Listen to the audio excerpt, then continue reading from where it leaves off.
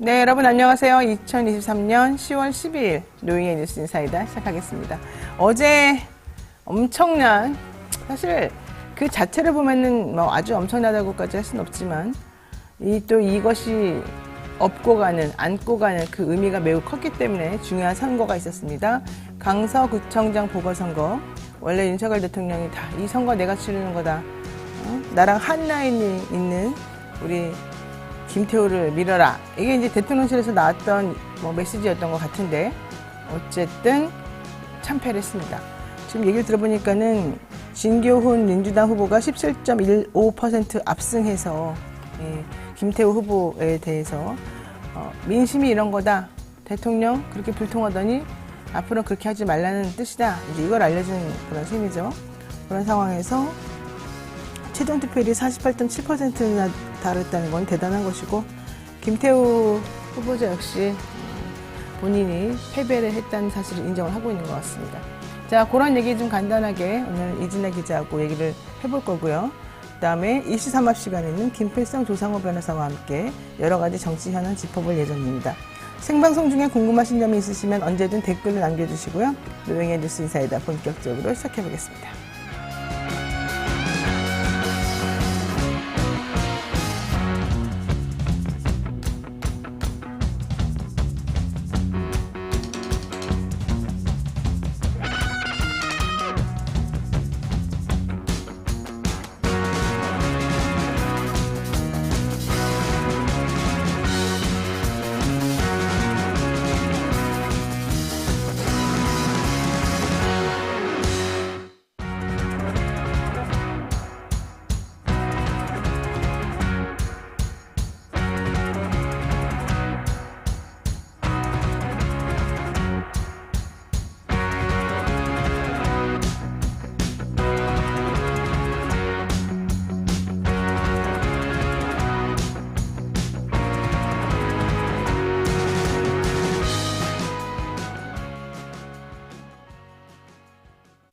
네, 지금 댓글 반응들을 보니까 매우 좋습니다. 써니님, 아름다운 밤, 놀라웠던 밤, 우리 모두 축배 건배를 이보다 더 좋을 수는 없습니다. 오늘 하루라도 마음껏 웃어요. 이렇게 말씀을 하셨고요. 지니님, 기분 좋은 아침입니다. 크라운님, 윤의 패배는 한의 패배이고 김의 패배이다. 여기서 김은 김건희를 말하는 것 같죠? 이재명 대표가 압승했다. 이런 얘기 하셨고요. 캐리린님, 기쁜 소식은 빨리 함께 합시다. 지니님, 나라를 팔아먹어도 33.3%라니요. 이런 얘기 하셨고요. 살기 좋은 내 나라님, 정말 설레고 기분 좋은 아침입니다. 패배를 인정하지도 못하는 불쌍한 인간들입니다. 이런 얘기도 하셨습니다. 후다닥님은 한동훈 준비해라. 이제 네 차례라. 이런 얘기 좀 하고 있는데, 이 와중에 우리 이진아 기자를 응원하고 있는 또 왕자 어린님이 계시군요. 두 분의 관계를 다시 묻고 싶습니다. 자, 그리고, 이게 되게 재밌어요. 성공사님께서 숨이 쉬어집니다. 드디어. 숨이 쉬어져요. 이런 얘기를 하셨어요. 그러면서 숨통이 트인다는 말을 실감하고 있습니다. 이제 정말 오아시스, 사막에서의 단디가 내리는 것처럼, 뭔가 좀 답답했던 것들이 뻥 뚫리는, 혹은 이 사건을 계기로 해서 뭔가 좀 앞으로 쭉쭉 잘 나갈 것 같은 그런 느낌이 지금 든다, 이런 얘기인 것 같습니다. 어제는 개표 방송 때문에 3시간밖에 못 잤지만 피곤하지도 않습니다. 이런 얘기 하시는 분들 많고, 꾸기님도 오늘은 정말 기분 좋은 아침입니다. 진교훈 압승 축하합니다. 이렇게 말씀 보내주셨습니다. 자, 제가 민주당 사람들 만나면 다 전달해 그냥 안 해줘도 알겠지만 한번 해보겠습니다. 김영희님, 서서히 서강이 비추는 희망이 보입니다. 이런 얘기도 하셨고요. 네. 선백리 향꽃드락. 멋있네요. 어젯밤 잠도 못 잤어요. 그때처럼 뒤집어지는 일 일어날까봐.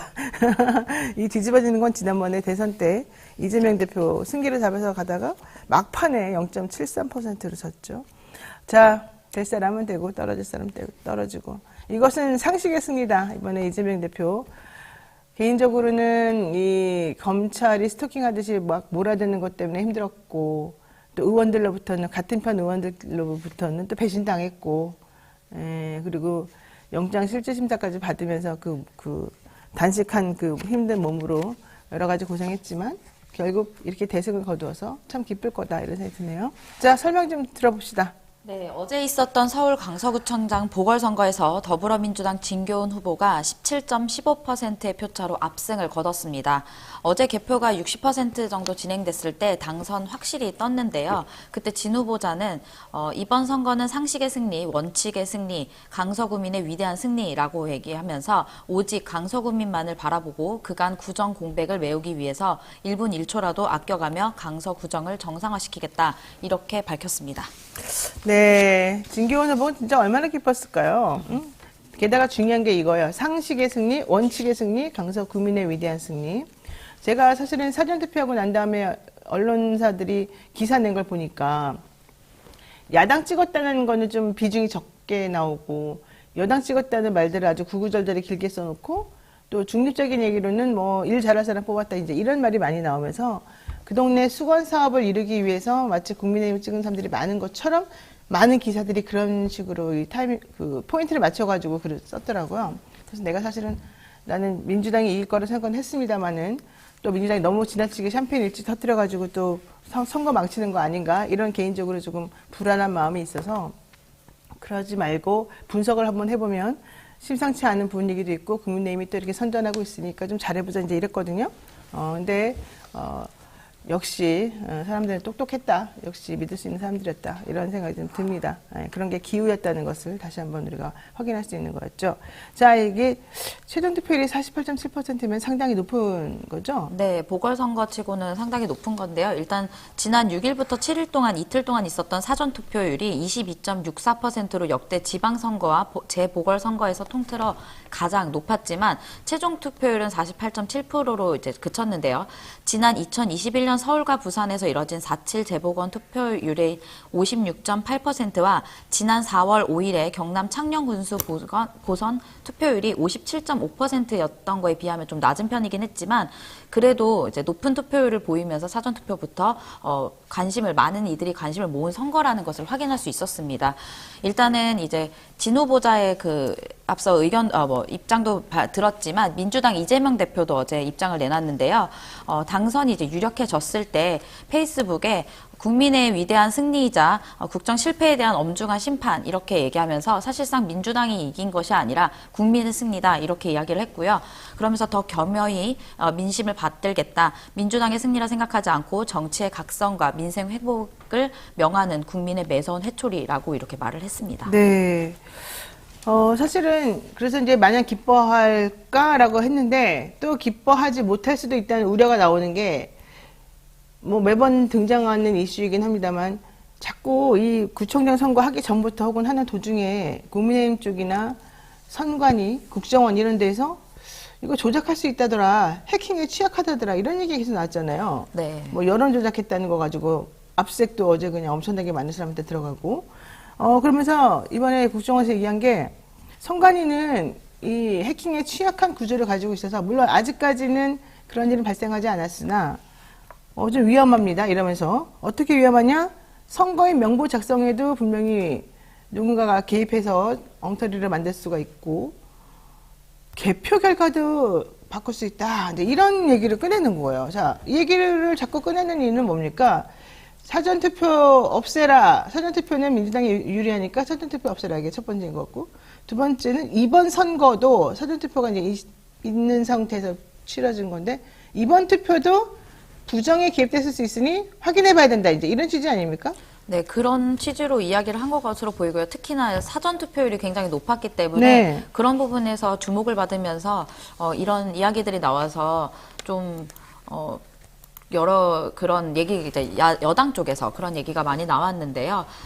근데 이런 것들에 논란이 되면서 어제는 제가 개표 방송을 좀 보고 있었는데 많은 그 시민들이 네. 함께 참여하고 또 거기 선관위에 이제 있는 분들이 참여했는데 어떤 시민이 들어와서 고성으로 이게 무슨 일이냐, 무슨 심판이냐, 뭐 전쟁은 나가봤냐, 뭐 이런 뭐 되게 특이한 말들을 많이 하더라고요. 누구한테 그러는 거예요? 어떤 것을 향해서는 정확히 모르겠지만 그래서 불편하기 때문에 나가달라 이렇게 경고를 했는데도 안 나가서 경찰에 의해서 이제 나가게 퇴장한 것으로 보였습니다.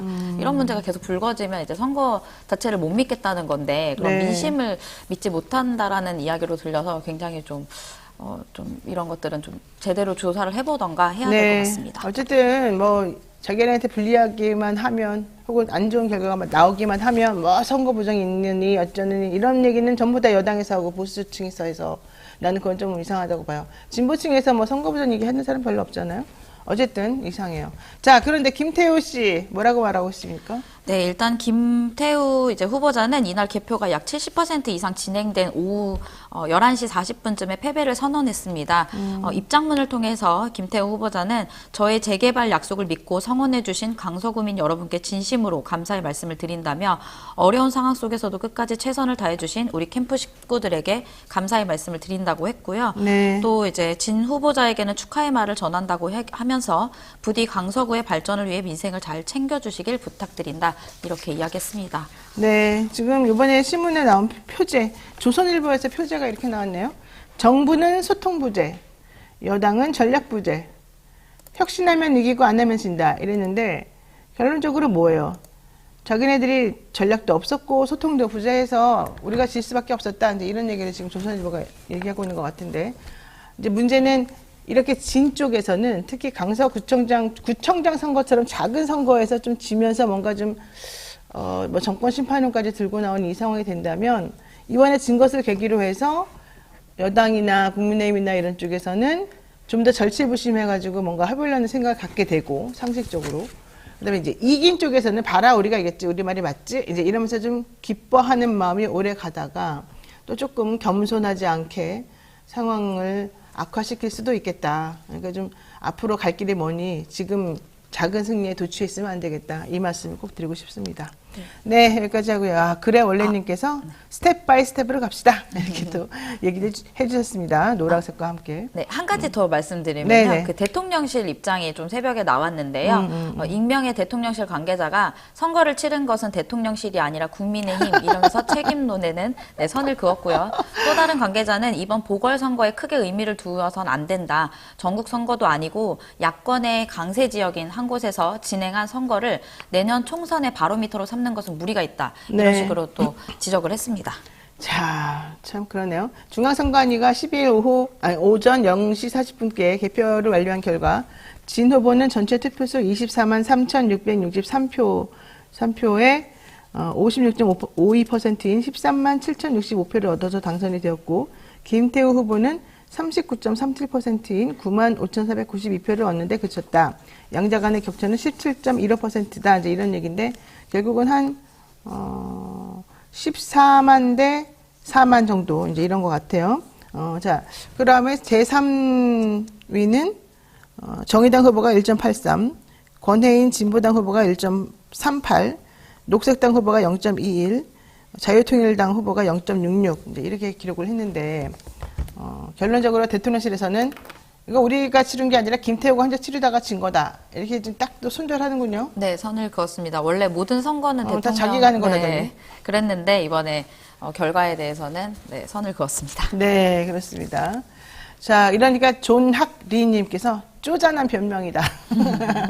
이렇게 말씀하셨습니다. 자, 두 번째 보죠. 인사검증 실패 지적부터 4대강 오염수 공방까지 국정감사 시끄럽기가 이루 말할 수가 없네요. 네, 국정감사 이틀째인 어제 법사위와 교육위, 환노위 등 곳곳에서 현 정부를 향한 야당의 난타전이 이어졌습니다.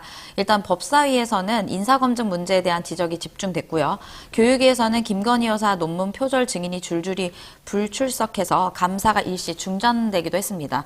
또 환경노동위원회에서는 전 정권에서 다뤄졌던 4대강 정책과 윤석열 정부의 일본 후쿠시마 오염수 해양 방류 대응에 대한 질의가 이어지면서 여야가 전 정부와 현 정부의 환경 정책을 두고 대리전을 거의 펼쳤습니다. 일단 법사위 소식부터 조금 전해드리면요. 어제 한동훈 장관과 야당 의원들의 공방이 눈길을 좀 끌었는데 준비한 영상이 있어서 먼저 보고 이야기 나누겠습니다. 최근 인사 관련돼 가지고 항목이 거의 유형적으로 나오죠. 유형적으로 그죠? 문제되는 사람 거의 유형적으로 나오는 거 아니겠습니까? 사실 우리나라에서 어느 정도 성공한 사람을 어떤 주요 보직에 쓸 때는 되게 비슷한 문제가 나오게 되어 있습니다. 과거에도 그래 왔고요. 야, 저게 무슨 말이에요? 한동훈 장관하고 야당 의원들 서로 공방을 주고받는 가운데 성공한 사람들은 되게 비슷하다, 문제가. 이런 얘기예요? 그럼 성공한 사람들은 비슷비슷한 비리를 저지른다 이런 뜻입니까? 네, 그렇게 취지로 보이는데요. 일단 송기현 민주당 의원이 최근 임명이 부결된 이균용 대법원장 후보자와 그 전에 있었던 뭐 신원식 장관, 그리고 유인촌 장관, 그리고 김행 후보자에 대해서 이제 인사검증을 제대로 한 것이냐, 이런 문제점이 지적이 됐고요. 또 이것이 이제 문제점을 유형화할 수 있을 정도다, 이렇게 하면서 7가지 이야기를 했습니다. 좀 살펴보면요. 공직재산 신고 누락, 부동산 보유 문제, 자녀들에 대한 증여세 문제, 자신이 증여받은 재산의 증여세 문제, 그다음에 업무와 관련된 특혜 또는 이해충돌 문제, 자기 업무 관련된 주식 보유 여부나 관련 회사의 자녀 취업을 시킨 문제, 또 과거 문제성 있는 발언 등 이렇게 7가지를 얘기했는데요. 어제 어떤 그 정치 패널은 이거를 듣고 마치 무슨 성공한 사람들의 7가지 뭐 행동이냐, 네, 습관이냐, 행동이냐 이렇게 이야기할 정도로 했는데, 그런 이야기를 지적하자 이제 한동훈 장관은 성공한 사람들은 되게 그렇다라는 식의 취지를 표현을 해서 좀 많은 이들을 당황하게 했고요. 또 그러면서 마지막으로 발언한 것은 과거에도 그래 왔다. 그러니까 전 정부를 겨냥한 것이 아니냐, 이런 이야기도 나오고 있습니다. 한동훈 씨도 진짜 자기가 뭐 잘못했다고 인정하는 걸 본 적이 없어요. 대통령하고 똑같은 것 같아요. 도대체 이 정권은. 네, 어제 그 감사 현장을 보면요, 그 대답이라기보다는 계속해서 반문을 하면서 그거에 대한 태도 지적이 또 이어졌습니다. 정말 이거 매우 고쳐야 될 겁니다. 이 사람 뭐 나중에 정치한다고 지금 그러면서 어떤 꿈을 크게 꾸고 있는 걸로 내가 알고 있는데, 이런 태도 사람들에게 매우 비호감이에요. 예? 그렇게 해서도 안 되는 것이고요. 자, 그리고 지금 되게 웃기는 문제죠. 지금 성공한 사람들은 다 이런 종류의 비슷한 위법과 불법을 저질러 왔다? 이 뜻이잖아요, 결론은. 네, 그런 것으로 보이고요. 또 이제 인사검증에 대해서 그러면 책임이 없냐, 이렇게 물었더니 또 한 장관은 절차, 뭐 프로토콜에 따라서 한다고 했는데요. 이 발언도 또 직접 들어보시겠습니다. 네, 이것도 웃겼어요, 아주. 근데 지난번에 장관께서 말씀하실 때는 1차적으로 수집을 하고 난 다음에 법률적 판단까지 한다고 말씀하셨잖아요. 그 법률적 판단이라는 게 그 자료를 수집하는 법률적 판단을 말씀드리는 겁니다. 거기에 대해서 자료에 따른 가부간 위법력 판단하지 않는다. 그렇습니다. 그거는 전적으로 공직기관 비서관실에서 하는 것이다. 저희가 이런 시스템을 만든 것 중에 하나가, 저희가 그 판단을 하면 사실상 비토기능을 하게 되면 저희 권한 남용 문제가 생길 것 장관님 같다. 말씀에 따르면 기초 자료만 수집을 하고 거기에 대한 가부 위법 판단은 이제 공직기관 비서관실에서 한다, 이렇게 그렇게 시스템 운영하고 있습니다. 네네. 기본적인 판단을 그러면 대통령실의 공직기관 비서관실에서 한 것으로 이렇게 봐도 되겠다, 이런 말씀을 제가 드리겠습니다. 그죠? 제가 그걸 확인해 드리지는 않겠습니다. 네. 지난번에 말하기를 당신이 일단 먼저 자료 수집을 하고 그 다음에는 그 자료에 대해 법률적 판단까지 한다고 하지 않았냐라고 했더니, 그 법률적 판단이라는 게 자료를 수집하는 법률적 판단을 말하는 거다, 이렇게 말했어요. 자료를 수집하는 법률적 판단이 무슨 말입니까, 도대체가? 그냥 일단 한 장관의 말을 들어보면요, 자료만 수집을 하는 것이고 판단은 하지 않는다, 이렇게 이야기하는 아니 이 사람 것인데요. 자기가 법률적 판단한다고 했잖아요. 네, 과거에는 했었다고 했는데, 원래는 그렇게 말을 했는데 이 자리에서 말을 바꾼 것으로 보이거든요. 이제 그 전에는 보도 자료에 나온 것으로도 이제 이 현 정부에서 다 한다고 사실 이제 했어요. 법무부에서 그것을 이제 예전에는 민정수석실이 있었는데 그것이 없어지면서 법무부에서 한다고 해놓고, 이제 이번에는 결과적으로 한 장관이 자료만 전달할 뿐 판단하지 않는다, 이렇게 말도 안 되는 말하면서. 소리를 지금 하고 있고, 이것도 지금 말장난이죠. 그 법률적 판단이라는 게 그 자료를 수집하는 법률적 판단을 말씀드리는 겁니다. 이게 도대체 무슨 말이에요? 이거 국민학생도 못 알아듣는 말인데, 우리가 알아들을 수 있는 말 하세요. 나 대학원 나온 사람이에요. 나 박사과정 수료 2번이나 한 사람이에요. 네, 왜 내가 못 알아듣는 말을 해요? 한 장관님. 네, 나 변호사예요. 내가 알아들을 수 있는 말을 좀 해주세요. 법률적 판단이라는 게 자료를 수집하는 법률적 판단을 말한다? 그거 해석할 수 있는 사람 나와보세요, 그러면. 나는 도대체가 우리 대통령과 똑같이 똑똑하신 이 서울대 나오신 분이 왜 이런지 모르겠네. 게다가 지금 이 의원이 전적으로 공직기관 비서관에서 그럼 하는 것이고 너는 안 하는 것이냐, 넌 책임이 없는 뜻이냐, 이제 이렇게 물어보니까, 저희가 이런 시스템을 만드는 것 중에 하나가 저희가 그 판단을 하면 사실상 비토 기능을 하게 되는 것이라 권한남용의 문제가 생길 것 같아서 그렇다. 그러니까 우리는 판단하지 않는다. 우리가 판단하는 것 자체가 권한남용이다. 이런 얘기예요. 네. 그런 판단하라고 그 자리에 놔뒀는데 무슨 그런 판단하는 게 권한남용이에요. 권한남용이 무슨 말인지 알기는 알아요? 알기는 알아요? 나 모르겠는데. 나 대학원 나온 사람이라고. 나 박사 2번 한 사람이라고. 나 변호사라고. 사법시험 붙었다고. 내가 알아들을 수 있는 말 좀 해달라고. 에이, 제가 한 장관이 자꾸 그렇게 하지 마세요. 제가 좀, 게다가 더 웃고 이거죠. 기본적인 판단을 그러면 대통령실에서 공직기강 비서관실에서 한 것으로 봐야 된다. 이겁니까? 이렇게 물어보니까 한동훈 장관 또 이러죠. 제가 그걸 확인해드리지는 않습니다. 뭡니까 이게 도대체? 네, 인사검증 문제가 계속 얘기가 되면서 아유, 정말. 그럼 결국에 대통령실에서 그것을 판단한 것이냐라고 재차 물어봤었거든요. 송 의원 외에도 다른 의원들도 여러 번 물어봤는데 제가 그걸 확인해드리진 않겠습니다. 그 뭡니까 그게 도대체? 네, 이런 식으로 그거 확인하라 나왔는데 확인하라는데 무슨 확인해드리지 않겠습니다. 뭐 우리한테 뭐 은혜를 베푸는 거요? 무슨 소리예요 도대체가? 장관님 되면 그렇게 하면 안 되지. 나 대학원 나왔다고. 나 사법시험 붙었다고. 무슨 말인지 못 알아듣겠다고요. 그러지 말라고요. 에이, 자꾸 이런 식으로 나오는 거는 옳지 않아요. 물론 그런 뜻으로 꼭 하신 건 아니겠지만 안 그러셨으면 좋겠어요. 장관님. 특히 법무부 장관님 그러지 말아주셨으면 좋겠어요. 조각 같은 외모에 예술도 되게 사랑하시고 예술의 전쟁도 잘 가시고 착하게 사진도 다 잘 찍어주시는 분인데 왜 국회의원들이나 이런 분들이 질문하면 그게 대답도 엉터리 같이 하시고 말도 안 되는 소리를 계속 하십니까? 예? 누가 보더라도 그건 아니잖아요. 예. 자, 정말 이거 하나만 더 여쭤보죠. 지금 법사위 교육이 교육이 이런 데서 지금 검증이 이루어지고 있는데 요거 하나가 있습니다. 김건희 논문 표절 관련 증인 교수 불렀는데 안 왔죠? 네, 지난해와 마찬가지로 뭐 해외 출장이나 대학 기간 평가 인증 등의 사유로 불출석했는데요.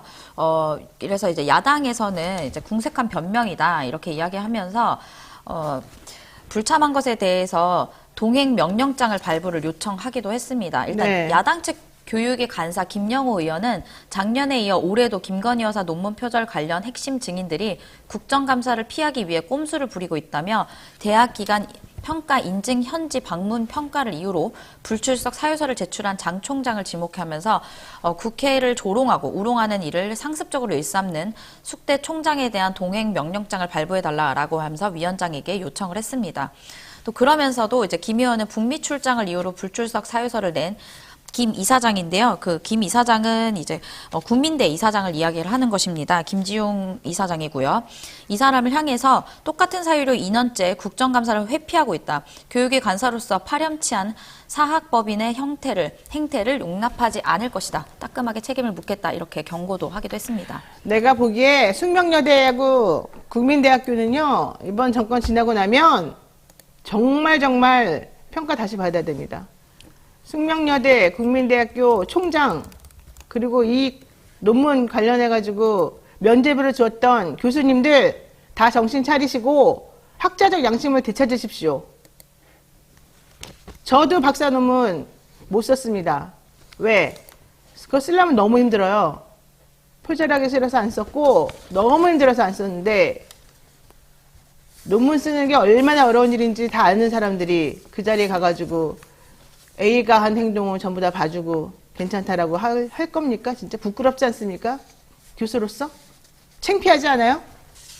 국민대학교, 숙명여대 부끄럽겠죠. 그러니까 청문회 못 나오는 거겠죠.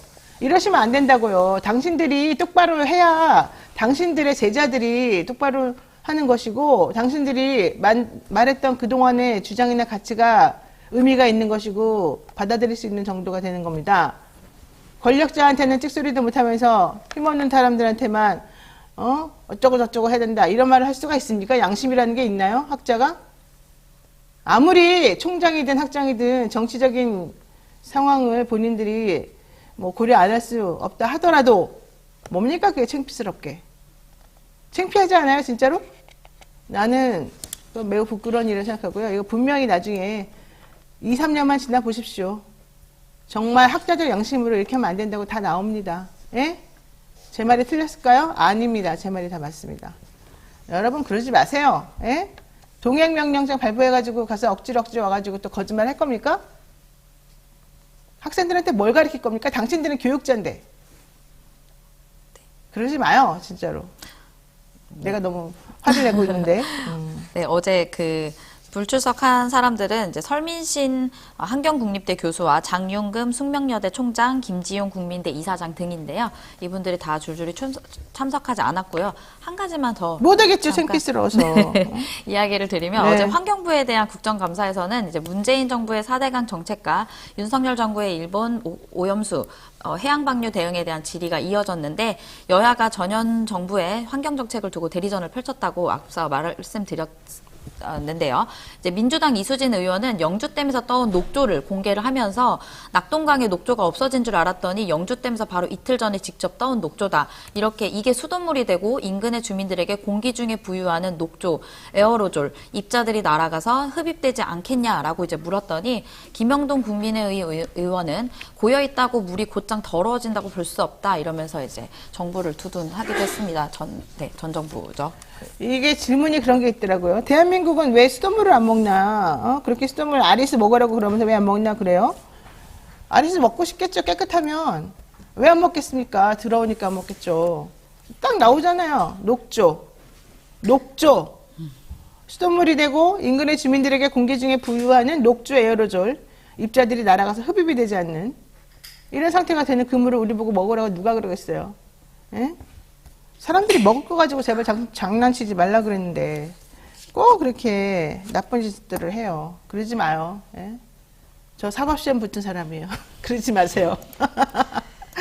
네, 이진아 기자 수고 많으셨습니다. 여기까지 하겠습니다. 네, 감사합니다.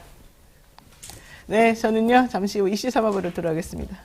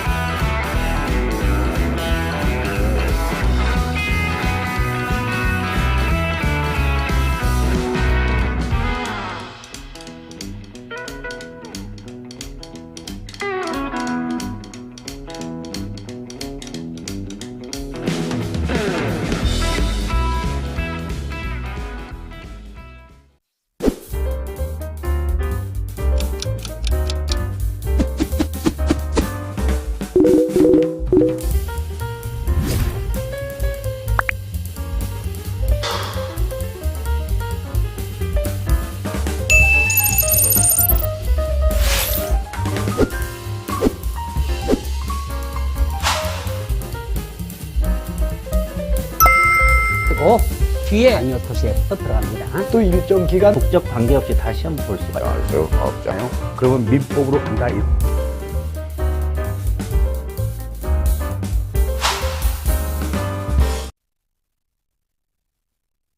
네, 항상 저희 방송 많이 시청해 주시고 애정을 듬뿍듬뿍 담아서 보내주시고 격려해 주시는 왕자 어린님께서 3만 원이나 보내주시면서 진보가 승리한 겁니다. 이번 선거 우리 모두 승리를 기뻐합시다. 응원합시다. 이렇게 말씀하셨습니다.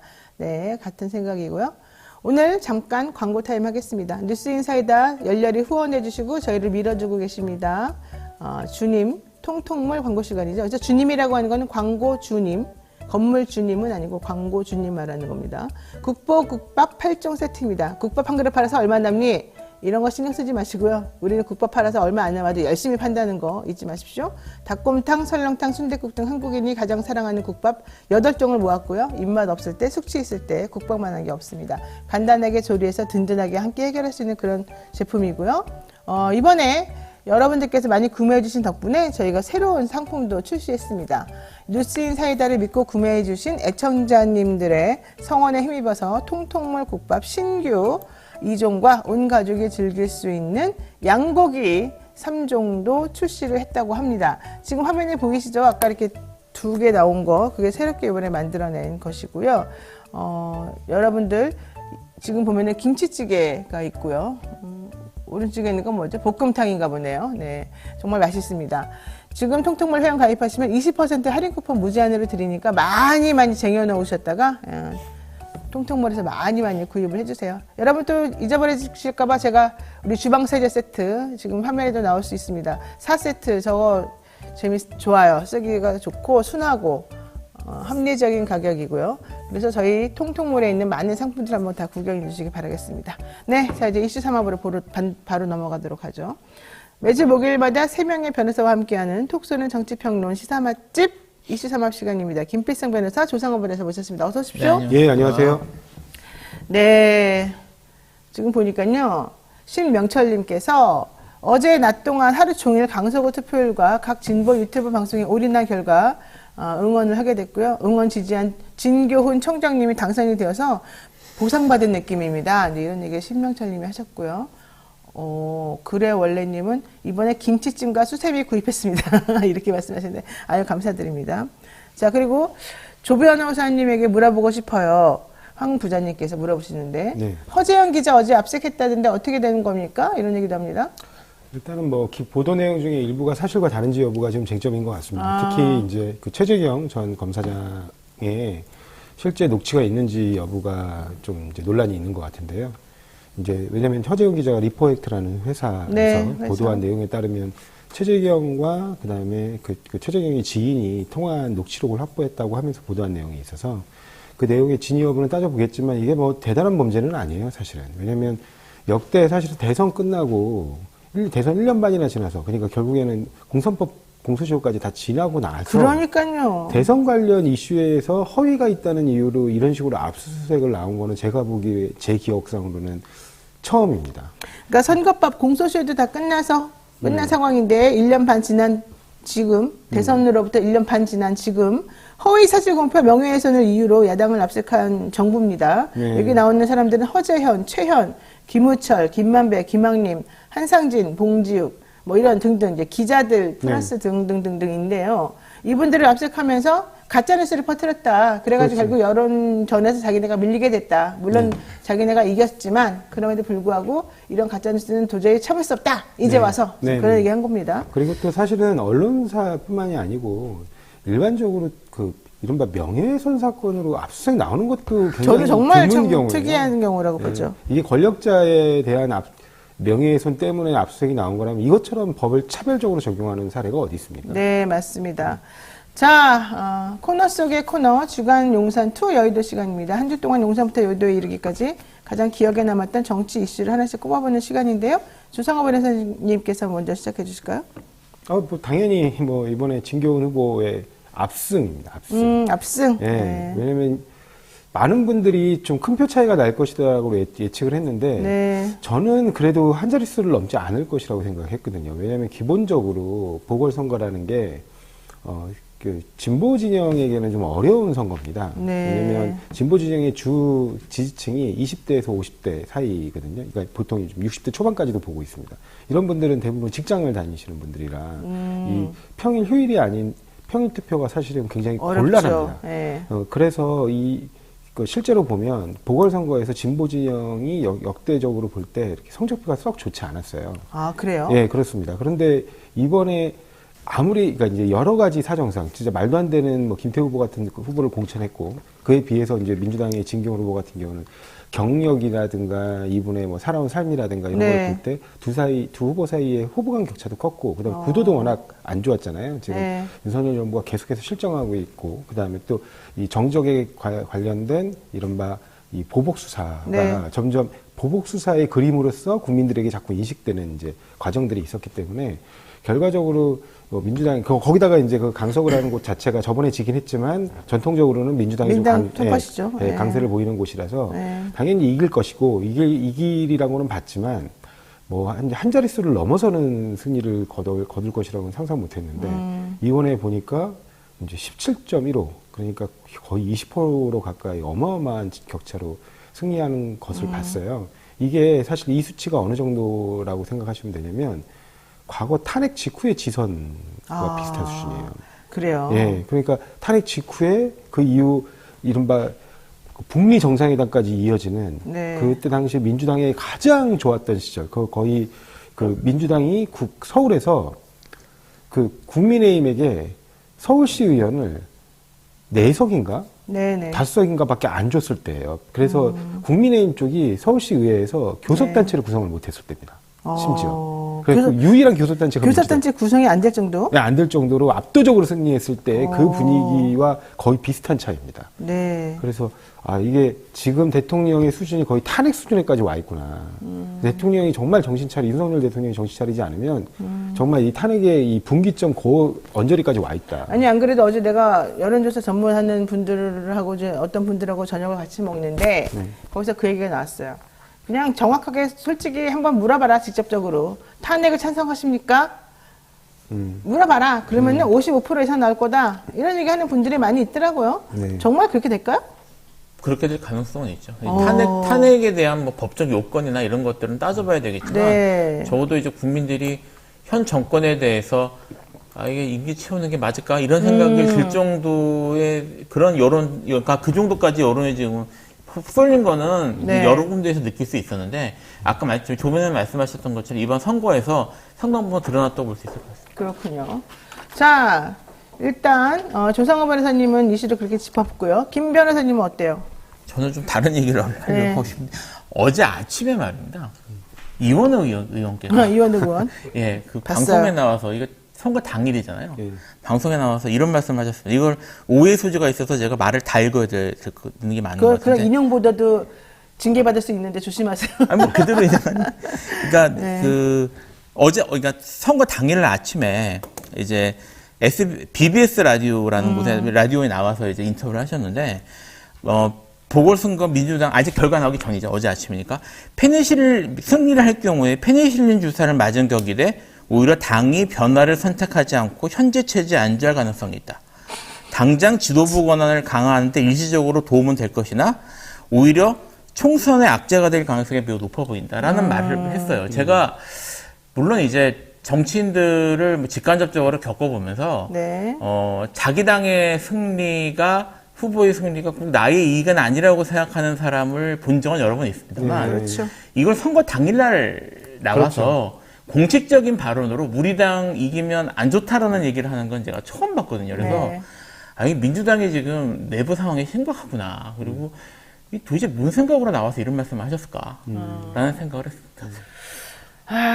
이게 참, 그리고 꼭 이 타임에 꼭 그런 말 해야 됩니까? 이원우? 이게 사실은 선거 끝나고 나서 이 말을 했으면 오히려 약이 될 수도 있어요. 그러니까 이원우 의원은 선거하는 날 아침에 그렇죠, 아침에 한 거죠. 그래 투표하지 말라는 거예요. 영향을 미치라고 이런 말을 하는 거거든요. 그렇습니다. 근데 이원우 의원은 중진 의원이기도 하고 본인이 사실은 이 상황에서 더 적극적으로 이걸 독려해도 시원찮은 판국에 뭐 잿밥 뿌리는 것도 아니고 뭡니까 도대체가. 더군다나 전통적으로 민주당을 지지해왔던 그 유권 자체는 지난 한 1년 반 동안의 윤석열 정부의 사실상 폭정을 보면서 너무 힘들었거든요. 엄청 심정적으로. 힘들었죠. 근데 이렇게 선거에서라도 좀 크게 이기는 승리를 하면 마음이 약간 위로받는 게 좀 있어요. 그럼요. 중요하죠 그게. 근데 그 선거의 당일날 아침에 뭐 지금 이기지 말라고 재뿌리듯이 이런 식으로 말을 해버리면 이게 도대체 이분이 과연 정말 민주당 당원이라고 할 수 있는지 의심스러운 수준이에요. 민주당 사람들을 싫어해요? 이원우 의원이? 어떤 생각이신지 잘 모르겠습니다. 아니 왜냐면 저한테 이렇게 때가 되면은 문자로 인사를 하시더라고요. 이렇게 아무한테나 단체를 뿌리는 문자 있잖아요. 네. 이게 뭐 저는 누굽니다 이렇게 하면서. 근데 그걸 꼬박꼬박 보내주시는 거예요. 그래서 내가 꼬박꼬박 볼 때마다 꼬박꼬박 읽어요. 내용을 이렇게 다 그냥 하나라도 빠짐없이. 근데 읽다 보면은 좀 훌륭하신 분 같고 되게 열심히 진정성 있게 사시는 분 같다라고 생각하는데 이렇게 한 번씩 이상한 행동을 하시고 이 타이밍을 못 맞추시고 네. 이렇게 하는 걸 보면 이분은 도대체가 왜 이러나 이런 생각 좀 할 때가 많거든요. 그러니까 지난 문재인 정부 때 검찰 인사에서 일부 부적절한 인사가 있었고 그다음에 또 이제 일반 서민들에게는 가장 이제 뼈아픈 부분인데 네. 무주택 서민들에게 사실상 그러니까 집값 폭등으로 절망감을 안겨준 부분들이 있습니다. 그래서 그런 부분들에 대해서 사실 심판을 받은 측면이 있고요. 그런데 어찌되었든 그때 대선에서 0.7% 차이로 패배를 하면서 그나마 그래도 그 다음에 출마한 윤석열이라는 인물이 그 뭔가 사회통합을 위해서 애썼더라면 이 정도까지 상실감이 있지 않을 텐데. 그럼요. 아, 이후에 정말 그 이른바 극우 아스팔트 보수만 바라보는 정치를 하면서 그 반대 그 대다수의 이제 이른바 중도층이라든가 그다음에 민주진영 지지자들을 적개심을 드러내면서 공격하게 되면서 결국에 나라를 거의 분열시키고 네. 계속해서 고통을 주니까 네. 그 이른바 우리 지지층들이 계속해서 이제 이 분노감들이 켜켜이 막 쌓이고 있었습니다. 맞습니다. 근데 이런 분들에게 무슨 선거 지라고 얘기하는 거 아니면은 좀 크게 이기면 안 됩니까? 크게 이기면 좀 위로받고 이제 더 이제 단합하고 결집하는 계기가 될 거예요. 근데 거기다 내가 아침이니까 선거일 아침에 뭐 투표하지 말라는 건지 젤 뿌리고 이래버리니까. 네. 자, 어쨌든 강서구청장 선거 결과를 보니까 더불어민주당의 진교훈 후보가 당선이 됐습니다. 이제 진교훈 구청장이 됐을 텐데요. 결과론적으로는 강서구 민심은 정권 심판론이었다는 걸 알 수 있죠. 그런데 제가 이제 그 신문이나 방송 같은 걸 분석을 해보니까 강서구 민심은 정권 심판해야 된다는 쪽하고 아, 그래도 어쨌든 우리 구를 좀 더 잘 살게, 잘 먹고 잘 살게 현황 같은 거 좀 제껴주고 좀 잘했으면 좋겠다라는 곳하고 팽배하게 나뉘더라고요. 근데 제가 생각하기에는 구의 오랜 수건 사업을 좀 해결해달라는 쪽은 실리를 좀 따지는 편인 것 같고, 그 다음에 정권 심판론 쪽으로 주장하는 분들은 도저히 못 살겠다, 이 상황은 옳지 않다, 이제 이런 얘기를 하는 것 같았었어요. 자, 그런데 이번에 진교훈 후보가 이겼다는 거는 결국은 실리보다도 이 이념이나 정권 심판론이 더 심각하게 우리들에게 중요하니 이 부분에 좀 해결해달라고 하는 열망이라고 봐야 될 거 아니겠습니까? 네. 그렇다면 앞으로 내년 총선까지 이 기조가 이어질까요? 아니 뭐 지금 대통령과 정부가 방향을 똑바로 잡지 못하고 이제 이른바 비틀비틀 거리는데 네. 뭐 그러면 강서구의 발전이라고 있겠습니까? 이건 마찬가지입니다. 각 지역별로 이게 이념이냐 아니냐의 문제가 아니라 일단 실리를 보지 않아요, 이 정부가. 뭐 지금 이 정부에서 경제 성적표 중에 악화되지 않은 게 뭐가 있습니까? 그렇죠. 다 정말 줄줄이요. 네, 그런데다가 거기다 대고 대단해. 그러면 오히려 이 악화되는 경제 지표를 어떻게 하면 개선시킬 수 있을까 고민하는 게 아니라 쓸데없는 일로 계속해서 분란을 만들고 그다음에 우리가 당연하다고 생각했던 그 역사적 평가들을 뒤집으려고 하고 뭐 이러니까 정말 국민들이 많이 피로감을 느끼는 거거든요. 네. 그러니까 이런 부분 관련해 가지고 정부 그러니까 이 각 지역별로 많은 이제 현안들이 있지만 정부 여당이 힘을 실어달라고 얘기할 수가 없는 거예요. 정부 여당이 힘을 실어줘가지고 그러면 그거라도 제대로 잘했냐? 네. 그거는 제대로 오히려 더 악화되고 제대로 못하면서 계속해서 그 국민들에게 마음의 상처를 주는 예를 들면 뭐 이제 우리 그 독립 영웅들을 폄훼한다든가 뭐 그 다음에 지금 경제 성적표는 다 안 좋은데 그냥 오로지 그 야당 때려잡는 수사 아니면 언론과 대적하는 수사 이런 것만 하고 몰다고 매달리고 있으니까 네. 국민들 입장에서는 이런 부분을 심판하지 않을 수가 없는 겁니다. 자, 그러면은 김필성 변호사님 보시기에 원래 선거 이전부터 패배하는 쪽이 치명상을 입을 것이다 이런 얘기를 많이 했었었고요. 네. 그 다음에 총선 앞두고 국민의힘도 변화를 꾀할 것이다 이런 얘기도 많이 나왔었는데 이번에 이 강서구청장 후보에서 사실은 대패한 거 아니겠습니까? 네. 뭐 본인들은 책임을 누구에게 돌리고 안 돌리고 떠나가지고 그럼 국민의힘 앞으로 어떻게 될까요? 큰 차이가 없을 것 같은데요. 큰 차이가 없어요? 네, 왜요? 이게 지금 현재 그 국민의힘이 갖고 있는 문제점들의 근원은 대통령실이에요. 근데 그리고 대통령이 지금 사실상 당의 친회 체제를 만들었잖아요. 네네. 이렇게 얘기하면 뭐 그런 게 어딨냐 이렇게 반발하실 분이 계실지 모르겠지만 일단 이준석 대표가 현재 지금 김기현 대표로 바뀌는 과정 자체가 단적으로 보여준 케이스였고 그 이후에도 지금 여러 가지 지금 얘기들이 나오고 있습니다. 그러니까 대통령실이 여기에 대해 손을 떼고 그러니까 선거 정부들에게 되도록 하든지 아니면 대통령실이 정신을 차려야 되는데 네. 지금 두 가지 가능성 다 높지 않아요. 그래서 지금 아까 뉴스 시간에 네, 말씀하셨지만 대통령실은 여기에 대해서 아무것도 별거 아닌 것처럼 치부할 겁니다. 이미 그러고 있고 여기에 대해서 우리는 잘못한 거 없다. 이거는 뭐 강서구의 지역적 문제일 뿐이다. 이 정도 네. 수준에서 얘기를 할 것이고요. 네. 지금 현 단계에서 크게 바뀔 건 없을 것 같아요. 그래서 이 상태로 총선까지 갈 가능성이 매우 높습니다. 자, 그런데 하필이면 정말 타이밍 정말 좋게 강서구청장 보선 본투표 전날에 국정원이 선관위 투개표 시스템이 해킹에 취약하다, 선거 조작도 가능하다, 선거의 명부와 개표 결과를 조작할 수 있다더라, 뭐 이런 얘기를 했습니다. 이거 일부러 그런 거라는 의견들이 사실 많아요. 네. 일부러 지금 밑밥 까는 거다. 나중에 자기네가 졌을 때를 대비해가지고 또 저도 그렇게 생각하는 부분이 있었는데 아시안 게임 때 이 포탈 여론조작 이걸 가지고서 지금 여기까지 울거가지고 여기까지 온 거거든요. 네. 아, 총선 앞두고 이렇게 하는 것이 과연 옳은지, 이게 여당이 할 태도인지, 네. 이건 아니고 그냥 우연으로 한 건지, 뭡니까? 왜 하필이면 선관위와 국정원이 이 타이밍에서 등장합니까? 타이밍이 결명한 건 사실입니다. 어. 이게 뭐 정말 물론 국정원이 우리나라의 국가기관의 특히 보안 시스템 같은 거를 책임지는 기관인 건 맞는데 네. 사실 사전투표에 대한 사전투표가 부정선거다라는 식의 주장은 특히 이제 그 우파 쪽에서 지속적으로 나왔던 얘기거든요. 정말 이게 문제라고 생각을 했으면 벌써 지난 총선 때부터 지금 아직도 하는 것 같은데 그 강남역 가면 주말마다 하신단 말이에요, 지금도. 그러니까 그걸 가지고 했으면 진작했었어야죠. 근데 이게 기가 막히게 지금 이 시점에 총선을 얼마 남겨놓지 않는 이 상태, 이 상황, 그리고 지금 보궐선거를 직전에 앞둔 이 상태에서 이걸 기가 막히게 이 시점에 이걸 터뜨린다는 거는 뭔가 의도가 있다고 의심할 수밖에 없는 점인 건 확실합니다. 예. 네, 좋습니다. 이제 여야 본격적인 총선 경쟁에 돌입을 하게 됐는데, 최근 하태경 국민의힘 의원이 서울 출마하겠다 이런 얘기 하잖아요. 네. 본인이 지역구가 부산 쪽에 있는데 세 번이나 당선된 그 지역구를 버리고 네. 본인이 서울 험지, 네. 그리고 구체적으로 어디 가겠다도 아니에요. 그냥 네. 서울 출마하겠다. 이거는 무슨 뜻입니까? 당의 요청도 있었다 이렇게 말하면서 하는 거는 결국 나는 밀렸다. 나는 사실은 윤핵관도 아닌데 그 중간에 뭐 이러저러 저렇게 한번 노력해서 해보려고 하다가 안 됐다. 네. 그리고 나는 더 이상 내가 부산에서는 설 자리가 없으니 그냥 무주공산이나 아무나 뭐 아무도 안 가려고 하는 그런 곳에 가가지고 한번 깃발 꽂아 보겠다. 네. 그러나 나는 당선될 것 같지는 않다. 이제 이게 사실은 메시지 아니에요? 뭐 그럴 수도 있는데 또 본인도 지금 수도권 상황을 좀 안일하게 본 측면도 있지 않나. 아마 이번에 될 거라고 생각하는 거예요, 그러면? 강서구청장 선거 결과를 보고 인지도가 높으니까? 네, 화들짝 놀라지 않았을까. 네. 그런 생각을 하게 됩니다. 그러니까 지금 실제로 그 이른바 이 TK나 PK 지역에 네, 있는 네, 분들이 네. 체감하는 그 느낌하고 달라요? 완전히 다르죠. 우리가 느끼는 거랑? 네, 그러니까 지금 수도권에 있는 분들이 완전히 느낌이 다를 겁니다. 근데 네. 지금 본인이 이번에 이 선거 결과를 보고 얼마나 당황했을까 하는 그런 생각을 먼저 해보고요. 그 다음에 거기 해운대구 지역구가 이른바 PK 지역구 중에서도 가장 이른바 부산 지역에서 가장 이른바 꿀 지역구입니다. 네. 국민의힘 쪽에서는.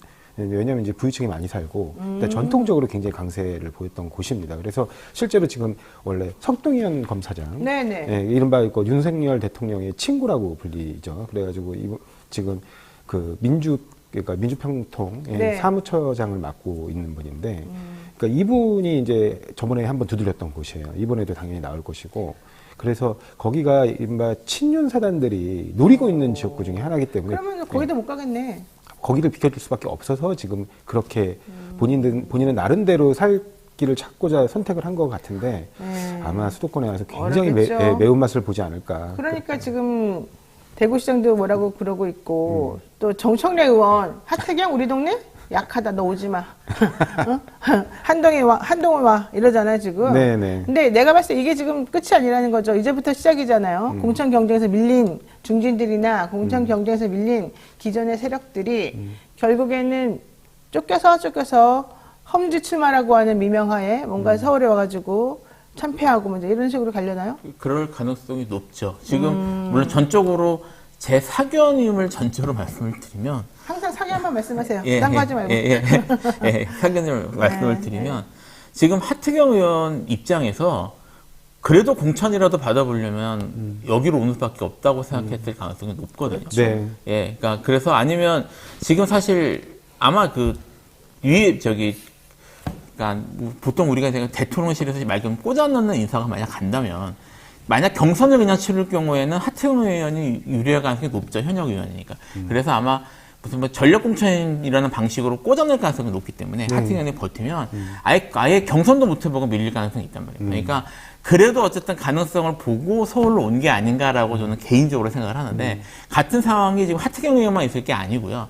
특히 저기 경상도 지역에 아무래도 텃밭에 있다 보니까 거기에는 의원들 중에 이렇게 밀리는 의원들이 꽤 있을 가능성이 있고 그들이 어쨌든 공천이라도 한번 경선이라도 한번 치러보기 위해서는 그리고 그 서울로 와서 이른바 험지라는 곳에 와가지고 이렇게 해서 부딪혀보는 수밖에 없을 것 같아서 네. 그럴 가능성은 앞으로 충분히 있을 것 같습니다. 자, 나는 이제 공천 전쟁 지금 시작됐고, 이제 더 이상 물러설 수 없는 싸움이 벌어지고 있다. 이렇게 생각이 좀 듭니다. 그렇다면 민주당도 어떨까요? 민주당 같은 경우에는 친명계 의원 중 5의원이 아주 많고 10명도 넘을 거다. 이원혁 의원이 말한 거거든요. 그러면서 그 사람들이 먼저 판단하고 선언해주면 나머지 그 사람들이 안 가는 곳에 우리가 포진하겠다. 이런 뜻으로 지금 얘기한 것 같은데. 맞아요? 아니, 저는 그렇습니다. 지금 하태경 의원도 뭐 이른바 그래 결국에는 본인 살라고 간 것이다라는 비판은 있지만 또 다른 시각에서 바라보면 어쨌든 솔선수범하면서 삼선 중진 의원이 험지로 가겠다고 손을 든 거예요. 근데 우리 당에도 그런 분들이 훌륭한 분들이 있어요. 지금 홍익표 의원 같은 경우도 결국에는 본인이 삼선을 한 어떻게 보면 좀 따뜻한 지역구라고 할 수 있는 중구 성동구, 그러니까 성동구죠. 성동구를 버리고 이제 서초로 왔죠. 네, 굉장히 어려운 지역. 한번 사실 거기는 TK, PK하고 다를 데가 없는 지역이에요.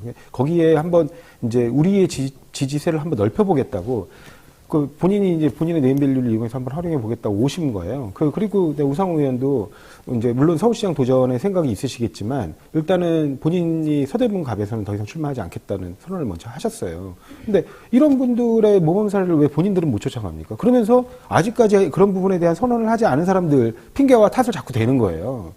이게 무슨 물귀신 작전도 아니고 뭡니까? 본인이 스스로 이렇게 뭔가 나서서 희생하는 모습을 보여줄 생각을 아직도 전혀 하지 않으면서 계속해서 당대표 물러나라. 또 다른 사람 누구는 왜 안 하냐. 뭡니까 이게. 그러면 그 사람이 정치하면 되는 것이 본인까지 거기서 계속 좋은 지역구에서 정치하려고 하세요. 그러니까요. 답답한. 자, 새누리당 때였나요? 김용태 의원이 삼선 의원이었는데 결국은 비대위하면서 내가 그냥 한번 나가보겠다, 희생하겠다 해가지고 나가서 구로에 험지에 출마했다가 떨어졌어요. 네. 그 이후에 그분의 행보를 보면은 당에서 정착을 못하고 계속 겉돌다가 결과론적으로 지금 끈이 떨어지는 상태가 돼버렸습니다. 이런 걸 생각 안 할 수가 없는 거예요. 예. 지금 어쨌든 당도 이제 앞으로 이 공천 관련해서 정말 생각할 게 많을 것 같습니다. 네. 드래곤님께서 민주당의 총선 승리를 위해서 제가 후원을 하겠습니다. 이러면서 돈을 보내주셨는데 감사드립니다. 민주당은 이런 분들을 위해서 항상 더 열심히 뛰겠죠? 자, 국정감사 이틀째인 어제 국회에서 법사위 등 8개 상임위 감사가 진행이 됐습니다. 한동훈 장관, 법사위 국감도 여전하더만요. 이재명 대표에 대한 검찰 수사와 장관 후보자들의 인사 검증 문제가 쟁점이 됐는데 우리 김필성 변호사님 어떻게 보셨어요? 저는 특히 인사검증 문제에 대해서 관심이 많았습니다. 저는 지난번에도 그 얘기했던 것처럼 어떻게 이렇게 놀라운 인사검증을 할 수 있을까? 그 인사검증을 위해서 FBI 찾아갔던 거 기억하실 겁니다. 그렇게 네. 하면서 그 온갖 그런 사실 티를 내셨잖아요. 출장 간다 출장 그러면서. 가고 티를 내셨는데. 티를 내죠. 티 내는 거 진짜 좋아하는 거예요. 내셨는데 이게 이제 계속 인사검증 문제가 그래서 과연 뭐라고 대답을 할지가 궁금했는데 네. 뭐 아까 전에 아까도 잠깐 나오겠지만 인사검증 문제에 성공한 사람들은 대체로 비슷한 문제가 나오기 마련이다라는 말. 그 다음에 본인은 모른다. 이렇게 하면 실무자가 알아서 한 거다. 네. 실무자와 대통령실한테 책임을 돌리는 모습을 보면서 그때까지 분명히 기억하시겠지만 FBI 찾아갈 때는 그런 모습이 아니었거든요. 그렇죠. 아니었거든요. 그러니까 자기가 모든 걸 다 하는 것처럼 얘기를 하면서 그러니까 이게 지금 지금 제일 제가 이제 이 성공한 사람들에 대해서 중요하게 생각하는 이유가 뭐냐면 이게 정말 진심이라면 이분은 인사검증에 대해서 생각이 없는 거예요. 왜냐면 저기 후보로 올라오는 사람들 다 이런 사람들 올라오는 건 정상이다. 그리고 이런 왜 문제를 삼냐? 거잖아. 그러니까 성공한 사람들에게 보이는 패턴이다. 패턴이라니까. 그러니까 어떻게 보면 지난번 제가 말씀드렸던 것처럼 그 성공한 사람, 현 정권이 원하는 인재상이라서 우리가 인재상이 이런 거다라고 그런 의미로 해석될 수가 있어서 사실 여러 가지 면에서 놀랐습니다. 게다가 나는 웃기는 게요.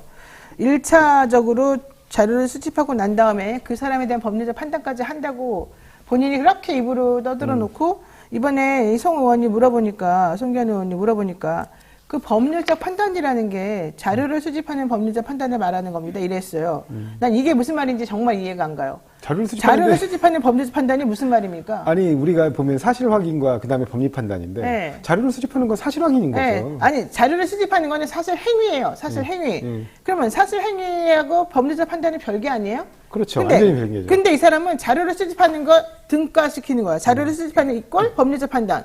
이게 도대체 무슨 말이냐고요. 나 사실 출신이라고 못 알아듣겠다고. 그게요. 그러니까 이분이 그 FBI 가서 말을 잘못 들으신 것 같은데 지금 이제 이게 법률 판단의 문제가 아니고 정보 수집 그러니까 그쵸. 정보기관 네. 정보기관에서의 업무가 크게 두 단계로 나뉩니다. 정보 수집과 정보 분석으로 그렇죠. 나뉘거든요. 정보 분석은 아니죠. 근데 이제 정보 수집 권한과 정보 분석 권한을 어떻게 분리하는지가 정보기관을 이제 견제하는 가장 중요한 방법이고 미국 같은 경우에는 이 둘이 상당히 분업이 잘 돼 있어요. 어쨌든 미국이 중요한 건 아니니까. 이분이 정보 수집과 정보 판단에 대해서 얘기를 들어보신 적은 있는 것 같은데, 이게 본인이 정보 수집 업무만 하지 정보 분석은 하지 않는다는 말을 그렇게 잘 이해하지 못한 상태에 잘못하신 것 같습니다. 근데 지금 이분이 앉아있는, 결국 민정수석 자리를 대신해서 앉아있는 거잖아요. 그렇죠. 그 자리는 정보를 분석하는 자리예요.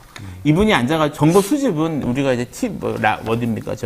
영화나 이런 데 나오는 첩보원들이 다니면서 하는 거고, 수사기관이 알아서, 이 기관의 공무원들이 알아서, 담당 공무원들이 알아서 하는 거고, 그렇게 해서 보고해서 올리면 이걸 취합해서 거기서 결론을 내서 대통령이 판단할 수 있도록 도와주는 것이, 최종 결정자가 판단하도록 도와주는 것이 정보 분석 업무거든요. 아니 더 나쁜 말은 이런 말도 했어요. 기초 자료만 자기네는 수집을 하고 그것이 위법인지 아닌지는 공직기관 비서관이 한다. 아 그러니까 제가 보니까 이게 무슨 말이에요, 도대체가? 이시영 검사를 매기는 것 같은데.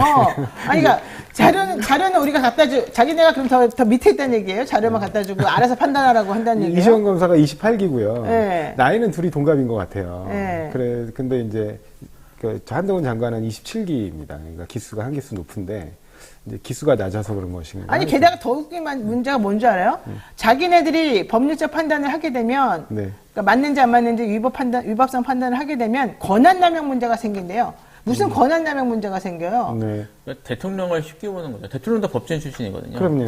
그러니까 이제 자기들이 올리면 대통령이 판단을 못 하시니까, 그러니까 그러니까 그런 얘기라서 사실은 대통령보다 우리 판단이 더 우월하다 이라는 식 말이 논리가 깔려 있는 건지 뭔 말인지 잘 모르겠어요. 나는 이분이 말장난을 하도 하다 보니까 자기도 헷갈리는 거 아닌가, 무슨 말인지 못 알아듣는 거 아닌가, 본인이 무슨 말인지 해석을 할 수 있는가, 이게 매우 궁금해요. 또 이러겠지. 내가 이렇게 자꾸 말하면 야 네가 무식해서 못 알아들어서 그래, 조용히 생각해봐, 이럴 수도 있어 나한테. 근데 그건 좀 이상한 것 같아요. 자, 이것도 문제가 됐습니다. 한동훈 법무부 장관이 출석한 법사위 국감에서 한 장관은 이재명 대표 수사 관련해서 검찰이 이 대표를 기소하거나 판단할 거니까 재판에서 드러날 거다라고 했어요. 이거 법무부 장관이 할 수 있는 말입니까? 검찰총장이 해야 되는 거 아닙니까? 수사지를 대놓고 합니까, 이렇게? 그러니까 기소를 전제로 하고 있다는 게 황당하고요. 왜냐면 수사라는 건 꼭 기소가 아니라 불기소라는 판단도 있거든요. 수사의 최종 처분이 꼭 기소만 있는 것은 아닙니다. 그런데 일단 당연히 기소하는 걸 전제로 하고 있다는 점에서 이른바 장관으로서는 굉장히 부적절한 태도고요. 그럼요. 매우 부적절하죠. 네, 그다음에 두 번째로는 뭐냐면 여기서 좀 특징할 만한 게 있어요.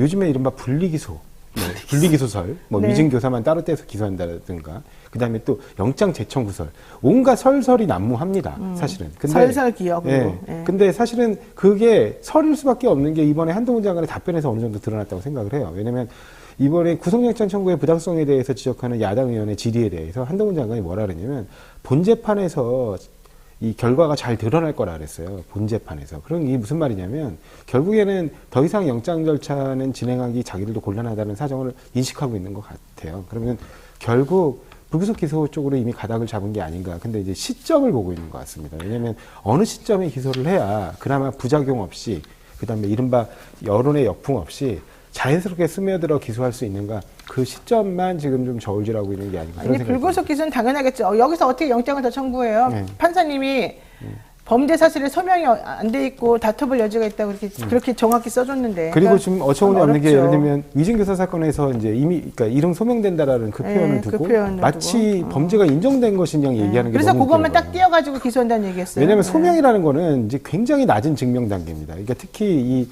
체포구속영장 단계에서는 이른 수사할 필요성이 있다라는 걸 인정하는 의미에서 소명이라는 것이지, 이게 그 소명이 됐다고 해도 실제로 법정에 가서는 무죄가 나오는 경우가 굉장히 많아요. 왜냐하면 그 법정에서는 특히 굉장히 엄격한 그 요건을 갖춘 그 증거들에 의해서 굉장히 고도로 입증이 돼야 됩니다. 네. 근데 소명이 됐다고 범죄가 인정된다? 이런 표현을 장관이 대놓고 쓰는 것 자체가 사실은 굉장히 부적절하고 내가 보기에는 문제가 한 장관이 소명이라고 하는 말의 뜻을 모르는 것 같아요. 이 법조인들은 우리가 소명이라는 말하고 입증이 됐다는 말하고를 구분을 완전히 하거든요. 네. 소명은 그냥 대강 그렇게 볼 수도 있지만 정확히 따져봐야 된다. 사실 이게 소명이에요. 그렇습니다. 예. 그런데 한 사람을 구속하고 한 사람이 민주당과 관련해서 어떠어떠 나쁜 짓 저질렀으니까 그렇게 센 형을 선고받아서 감옥에 가야 된다고 주장하는데 소명 따위로 보낼 수는 없는 거거든요. 예, 그리고 사실은 위증교사 자체는 굉장히 그 자잘한 별건을 별도로 넣은 거고요. 실제 원래 검찰이 여론전을 하면서 이재명 대표를 악마화할 때 썼던 주 혐의는 쌍방울 대북송금 대납 사건하고 네네. 백현동 비리예요. 근데 백현동 비리, 쌍방울 대북송금 대납 다 소명이 부족하다는 것이고, 특히 백현동 사건에서 쓴 표현을 보면 사실적, 법리적 그 방어권 보장이 필요하다는 거예요. 법리적인 표현이라는. 법리적이라는 말은 매우 중요하죠. 이건 무슨 말이냐면 이거를 지금 제대로 범죄로 구성할 수 있는 법리적 요건들을 구비했는지를 재판부도 의심하고 있다는 거예요. 맞습니다. 이거는 어떻게 보면 굉장히 창피한 성적표를 든 거거든요. 그렇죠. 아니 이게 범죄가 되는지 아닌지도 모르겠다라는 걸 가지고 영장을 들고 왔다는 거기 때문에 이런 부분이 오히려 지금까지 이렇게 막 그 야당 대표에 대해서 말도 안 되는 혐의로 부풀려왔다라는 걸 성적표로 받아봤는데 그 부분에 대한 반성은 전혀 없이 오히려 무슨 본재판에 드러날 것이라는 둥, 뭐 범죄가 소명이라고 했으니까 범죄가 인정된다는 둥, 이런 말도 안 되는 말을 정말 말 같지 않은 말을 하고 있는 이런 걸 보면서 아, 이분은 지금 아까 말씀하신 대로 아니 정상적으로 사법시험 합격해가지고 검사까지 그 20년 넘게 하신 분이 이런 표현을 이렇게 거침없이 할 수 있나. 좀 답답하고 한심합니다. 네. 현재 민주당에서 이재명 대표 영장 기각한 다음에 한동훈 장관 탄핵을 거론했어요. 근데 나는 한동훈 장관이 장관 되고 난 다음에 도대체 어떠한 업적이 있는지 무엇을 잘했는지를 내가 다 찾아봤거든요. 그래서 말장난한 거 말고는 사실 한 개도 없고요. 뭘 하나 했는데 성공한 것도 없더라고요. 네, 뭐 5대0이라고, 뭐 5대빵이라고. 다 5대빵이에요. 진짜로 완전히 패배만 했어요. 근데도 아직도 저렇게 본인이 뭘 엄청 잘한 것처럼 좀 하고 다니시는 건데 이렇게 초라한 성적표를 낸 장관이 그동안 있었나요?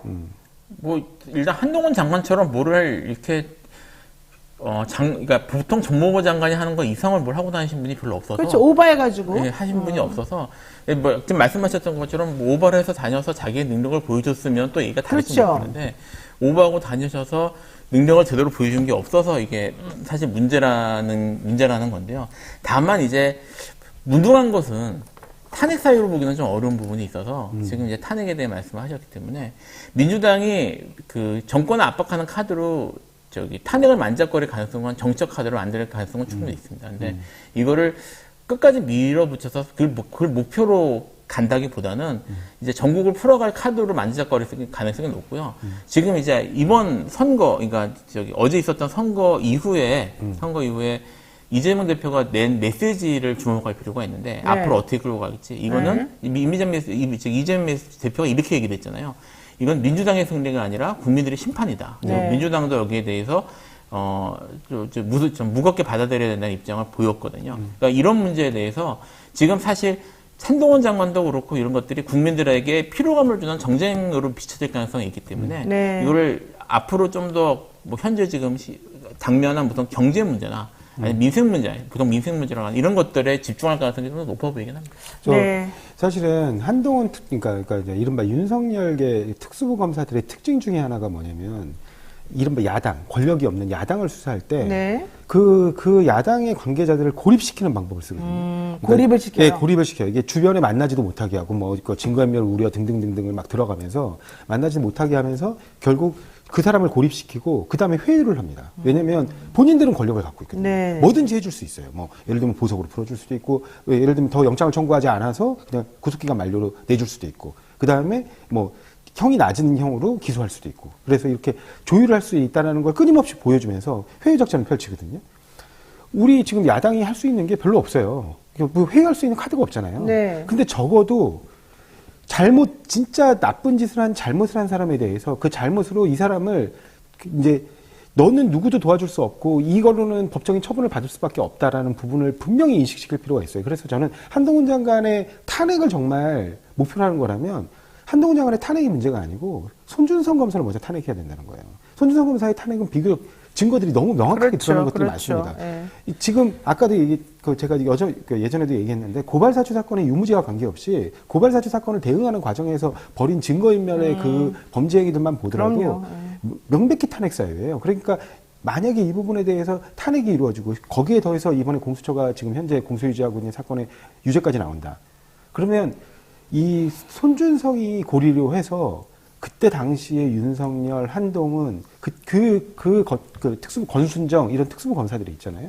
이 사람들이 급격하게 무너질 가능성이 있습니다. 거기에서 정말 우리가 몰랐던, 우리가 그렇지만 의심하고 있는 그 많은 그들의 위법한 그 증거들, 이것들이 튀어나올 수 있거든요. 네. 그러니까 저는 먼저 손준성 검사에 대한 탄핵 절차부터 빨리 진행했으면 좋겠습니다. 자, 쓱쓱이님께서 기고만장의 최후를 꼭 보고 싶습니다. 이렇게 얘기하셨고요. 푸르르님께서 저승사자는 어디 갔는지 궁금합니다. 이런 얘기 하셨고, 아그네스님, 압수수색 잘하는 거, 그거 한 장관의 업적 아니겠습니까? 이런 얘기도 지금 하셨고요. 율님, 지금이 탄핵의 때입니다. 민주당은 지금 당장 한동훈을 탄핵하십시오. 양재수님, 우리 국민의 위대함을 받습니다. 이렇게 얘기하셨고요. 탐김구름이님께서는 한동훈, 어미준, 손준성 싹 다 해야 되는 거 아니겠습니까? 뭐 이런 얘기까지 하셨어요. 그 다음에 전미정님, 국민의 삶을 책임지는 자가 무능력한 건 죄입니다. 이런 얘기 많이 하셨습니다. 자, 여기에 대해서 이상렬님께서 또 핑크 색깔 슈퍼챗을 쏴주시면서 엄청난 응원을 지금 두 분께 보내고 계십니다. 네, 많이 감사드리고요. 요거 하나 여쭤보겠습니다. 경찰이 전담해오던 보안수사와 재수사를 검찰도 맡을 수 있도록 하는 내용의 수사준칙 개정안이 국무회의를 통과했습니다. 법무부에서는 검경의 책임 있는 자세와 협력을 통해 수사 절차 내에서 국민보호 공백을 개선하고자 하는 것이다 라고 말을 했습니다만은 문재인 정부의 검경 수사 조정권을 아예 그냥 다 뒤집어 엎어버리는 처사다 이런 얘기도 나오거든요. 어떻게 보십니까? 엎어버리는 처사라고 볼 수 있습니다. 좀 설명을 드릴 필요가 있는데요. 네네.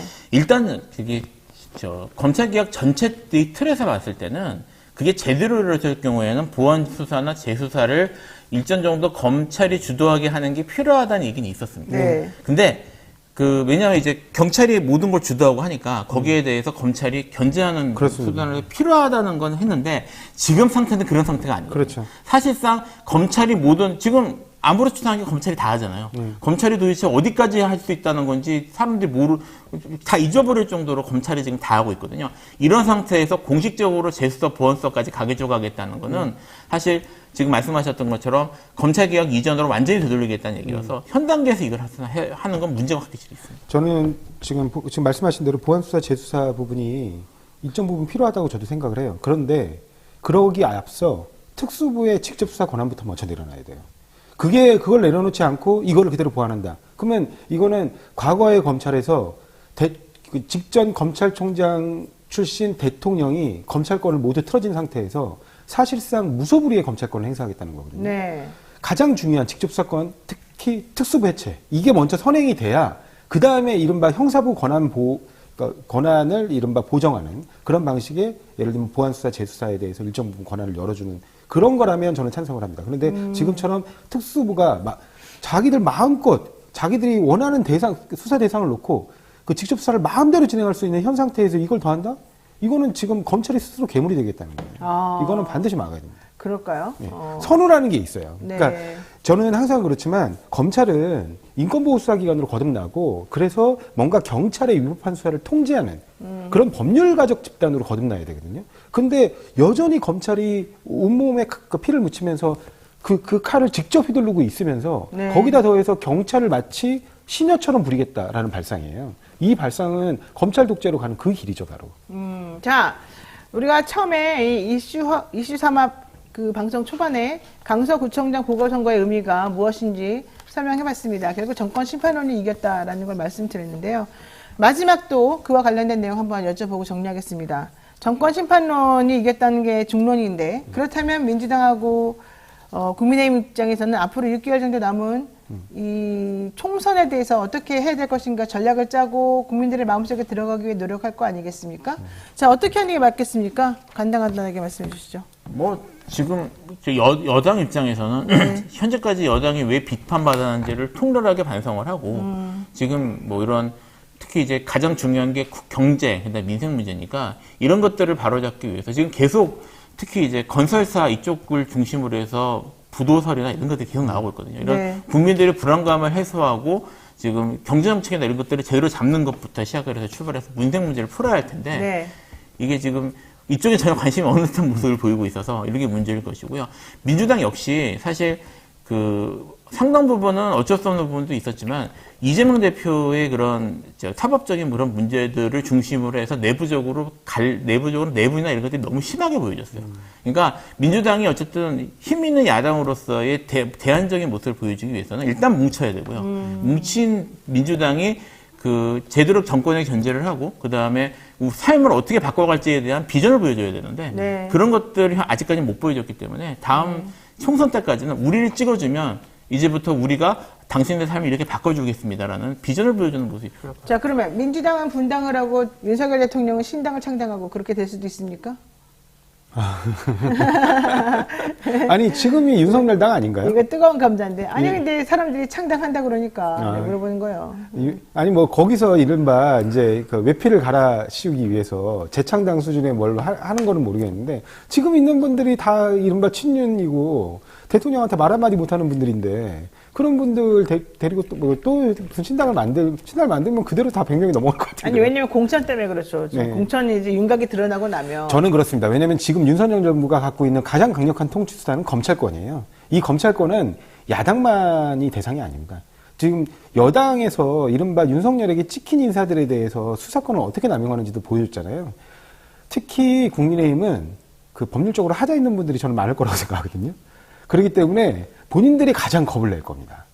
오히려. 그렇기 때문에 대통령이 뭘 항명한다든가 뭐 공천권으로 뭐 그 시비가 생겨서 잡음이 생긴다거나 이럴 가능성이 별로 없어 보이고 그냥 내리꽂히는 대로 물러나게 될 것이고 그러면서 그냥 한 가지 읍소리는 하겠죠. 아, 저 이렇게 밀려났는데 자리 하나 주시면 안 됩니까? 그러면. 예, 인사권이 있으니까. 그럼 역으로 지나치게 대통령실에 90도 이상의 절을 한다거나 지나치게 그쪽에 저자세를 보이는 의원들은 캐비넷에 뭔가가 더 들어있다. 아, 많죠.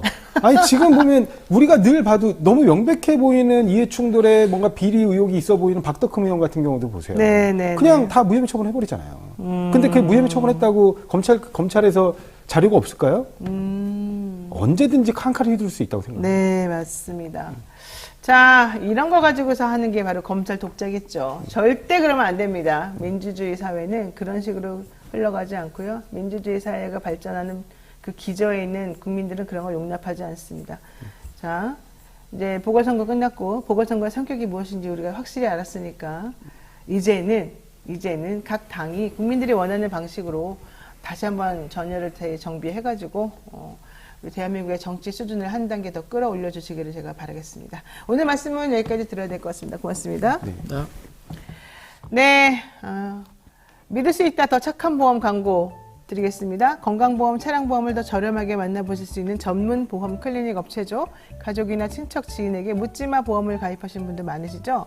보험료는 적당한 건지 필요한 보정을 제대로 하고 있는 건지 궁금할 때 점검 받아보시는데요.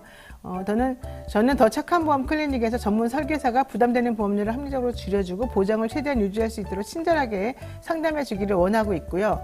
또 하나는 복리 시스템으로 보험금을 적립할 수 있는 걸 좀 만들어줬으면 좋겠어요. 요즘에 이제 금융상품이라고 하는 게 참 머리를 잘 써가지고 하면 생각보다 쏠쏠하게 우리를 많이 안정감 있는 노후를 보장할 수 있게끔 해주거든요. 단순히 교통사고 났을 때 어떻게 교통비 혹은 사고 난 치료비 물어준다 이런 것보다도 결과적으로 중요한 것은 늘어나는 생명의 그 길이만큼 안정적인 수익이 보장되지 않기 때문에 문제가 생기는 거라서 보험회사도 좀 획기적으로 이걸 바꿔가지고 복리를 줄 수 있는 방식으로 복리는요 20년만 굴리고 나면 엄청나게 나에게 많은 돈을 줍니다. 그 복리를 중심으로 해서 한번 상품들을 짜보시고 그런 것들을 이용해서 우리들에게 한번 좀 제안도 해보시면 저는 제가 막 10구자, 100구자 좀 한번 좀 모아가지고 한번 해볼 생각도 있습니다. 자, 여러분들 우리들이 불안한 미래를 살지 않도록 이런 금융 치료 잘 해주시기 바라고, 또 이게 그냥 단순히 광고라고 생각하지 마시고 이것이 무엇을 어떻게 해야지 좀 더 나은 방향으로 갈 것인가를 한번 생각하는 계기가 됐으면 좋겠습니다. 1644-1236번호 상담약 대표 전화죠. 1644-1236번호 아니면 010-7613-3303 010-7613-3303 연락하셔가지고 본인들이 원하는, 본인들에게 맞는 맞춤형 서비스 받으시기 바랍니다. 네, 저희 여기까지 하고요. 내일은요, 전현희 전 국민권익위원장 모시고요. 이번에 또 나온 결과 이런 것들 보고 얘기하기로 하고요. 나가기 전에 잊지 마시고 구독, 좋아요 꾹꾹꾹꾹 눌러주시기 바랍니다. 우리는 내일 아침 7시 30분에 다시 뵙겠습니다. 고맙습니다.